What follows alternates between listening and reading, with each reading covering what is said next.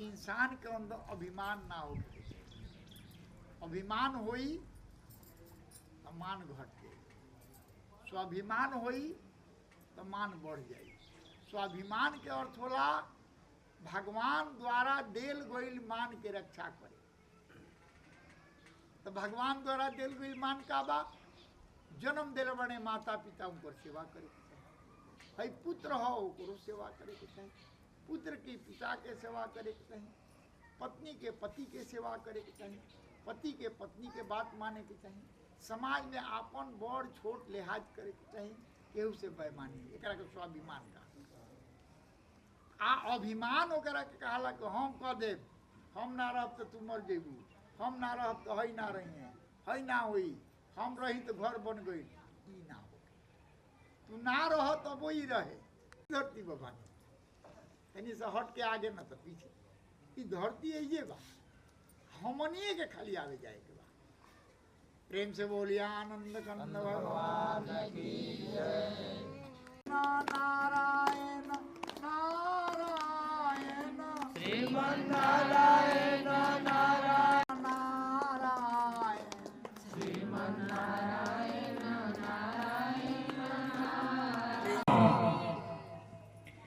तब हमनी के जग कर रहल बने आईने इंद्रासन खाली बा आ जाके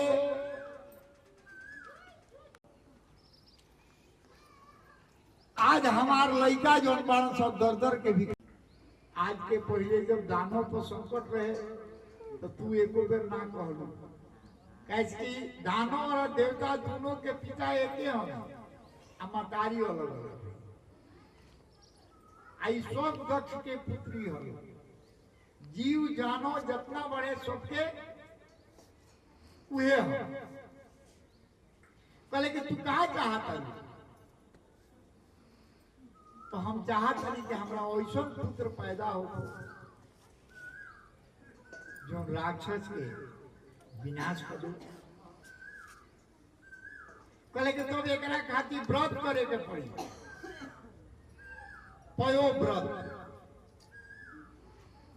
ई मार्गशीर्ष में स्टार्ट हुई आ 1 महीना के व्रत बा। और वही में जब भगवान प्रकट हुए तो ताहर काम बने। आईने कश्यप ऋषि चल गए तपस्या करे। आईने माता जौन बाड़ी अदिति तपस्या करे लगली। कश्यप जी के भेंट हो गई भगवान के, तपस्या से प्रसन्न होके प्रकट पहले प्रभु कहले कि ठीक बा। कहले कि प्रभु रोए ऐसा हमरा पुत्र चाहिए। कहले कि हमरे ऐसा पुत्र तो हम ही न हो सके, नहीं हमार डुप्लीकेट आज ले भइले नहीं, तो हम माने हम। कहले कि ठीक बा, रउआ समय संजोग के हिसाब से माता अदिति के पास जाई, हमार ध्यान करो। रउआ उनका संबंध से हम अब देखिए बामन भगवान दूसर का रहे नरसिंह रूप, तीसर का कच्छप रूप, चौथा मोहिनी रूप, पांचवा रहे कपिल भगवान के। आज छठा भगवान के स्वरूप के दर्शन हो गई। हमनी के बड़ा सौभाग्य बा कि खुशहालपुर में भगवान सूखा बाबा के मंदिर के सम्मुख दोबारा ही कथा सुनने का मौका मिलल बा। इनमें अगर कथा सुनल जाला तो लाख गुना फायदा। घरे सुनो तो 10, गौशाला में सुनो तो 20 आना, बगीचा में सुनो तो 50 आना, नदी पर सुनो तो 70 आना। आ कोनो मंदिर परिसर में अगर सुनो या तीर्थ में सुनो तो लाख गुना फायदा बा। ऐसे कि अगर साक्षी भगवान होले कि एजा कथा भई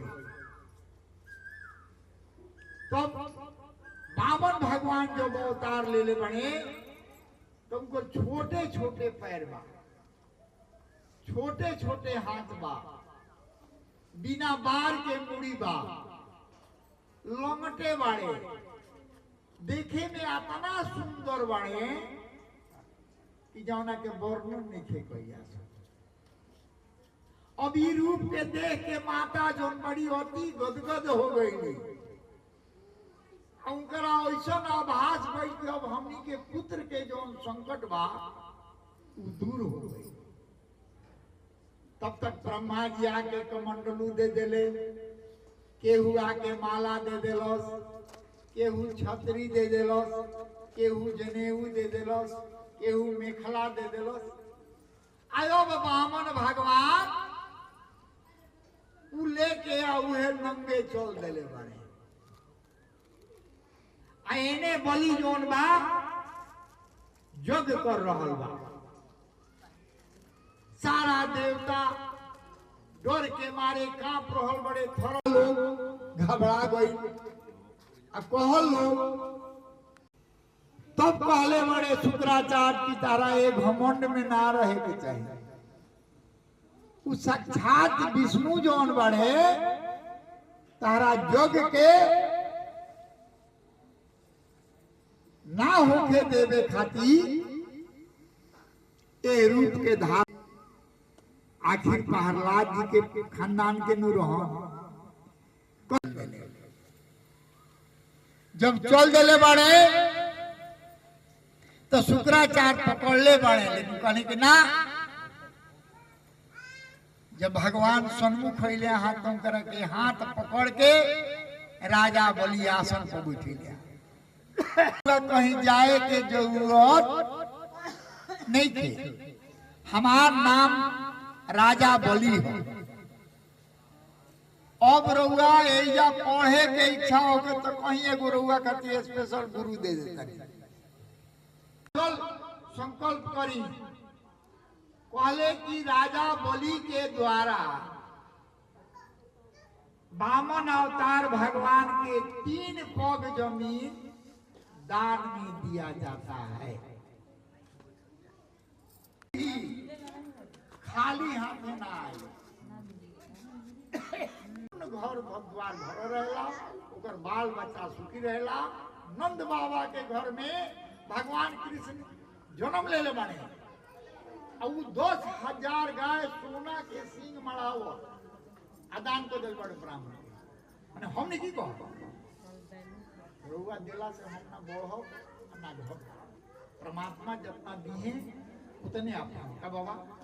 लेकिन ये वर्णन के बाद रुआ से बताओ सब हमको